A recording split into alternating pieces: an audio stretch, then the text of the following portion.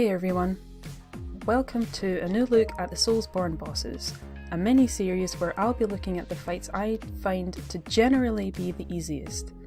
We're going to start with Bloodborne. It's probably the title which has the most consistency for rather difficult bosses, but a list had to be made regardless. It definitely contains some of the best bosses created, but that doesn't mean that it doesn't have its share of what could be described as easy bosses.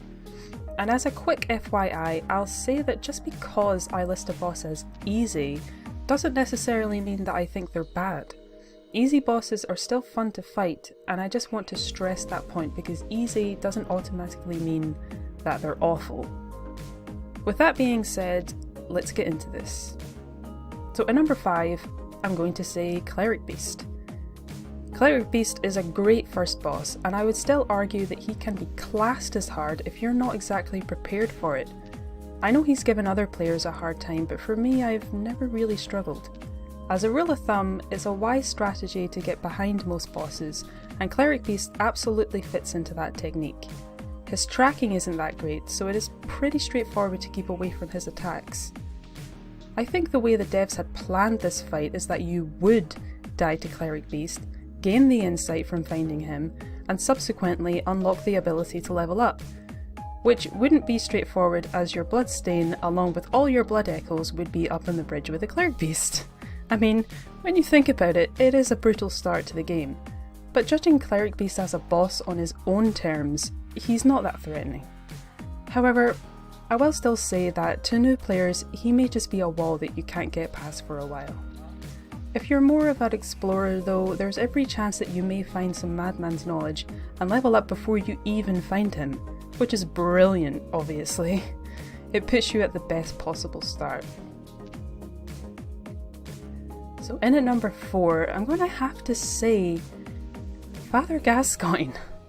I mean, what? Father G at number 4? But how even? It's especially hilarious that I've listed him here because I put him in my top 5 hardest fights in Bloodborne in another video. So why is he here now? Because I got good. I got really good at Gascoigne. I can quite confidently waste him in under 2 minutes. The thing about Gascoigne is that he's made trivial because you can parry him really easily, combined with the fact that he doesn't actually have that much health. And it's totally possible to have a weapon that's upgraded a fair few times at this point. It just means that the fight can be over very fast. With that said though, I love Father Gascoigne. He's definitely in the top 10 bosses across the board. He's very fun to fight. The real issue for me with him is avoiding the gravestones. The environment may work against you, but other than that, with a bit of concentration, you can make him your bitch. Alright, so I should say Cleric Beast and Father Gascoigne are a bit iffy for being on this list. I'll admit to that. It's just generally the bosses in Bloodborne are quite consistently difficult, as I said before. So for me, there's only a true top 3 easiest bosses, so let's talk about them. At number 3 is Mergo's Wet Nurse. The Wet Nurse can actually be more irritating than anything else.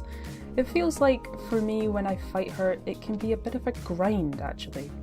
She has 360 degree attacks that you just have to wait until she finishes before you can safely attack. Point is though, you're never in any real danger when you fight her.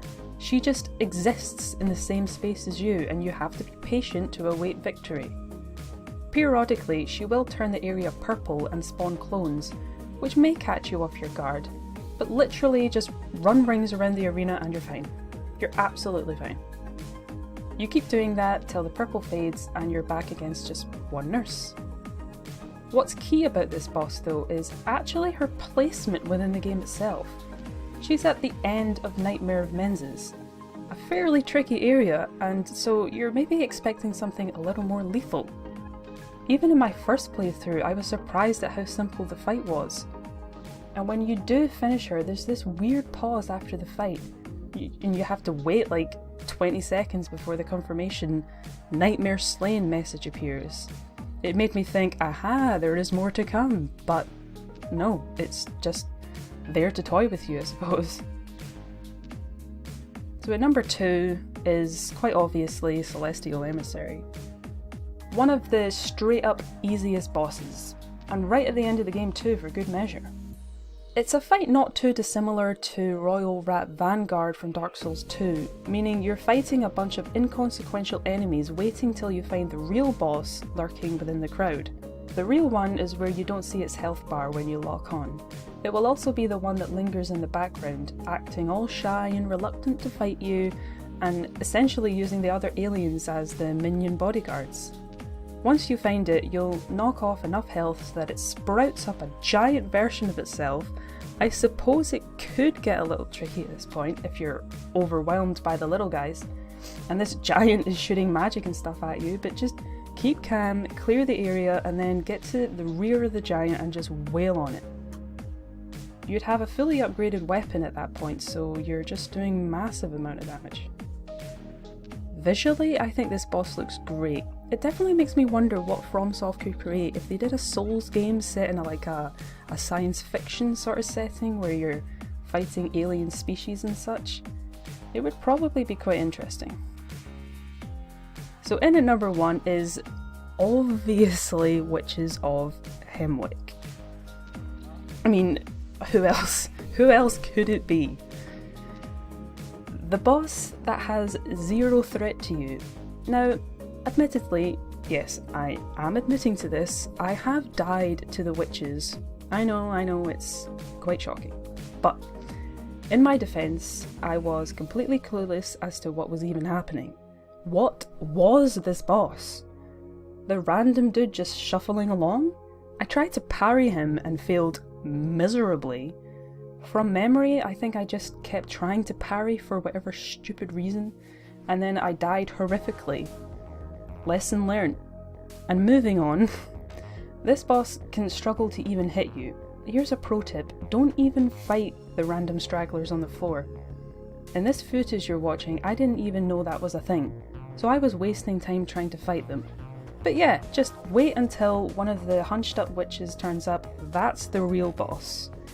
She'll warp across the room a few times, you just wait for her, you do damage, rinse and repeat, and they're dead. Easiest boss, I think, by quite the margin. Being so close on the list to Father Gascoigne is clearly an insult to Father G, but think of it like this. The gap between 4 and 1 in this list is vast. Very, very, very vast. It was just hard to think of 5 easy bosses in Bloodborne, but I think I made an attempt at it at the least. So I hope you enjoyed what I had to say, however disagreeable it is, that's cool. So see you next time for possibly the top 5 easiest bosses in Dark Souls 3. I'm working in the same order as I did the top 5 hardest list, so it isn't in chronological order, it is very all over the place, forgive me. Anyway, see you then, thanks for watching, and bye.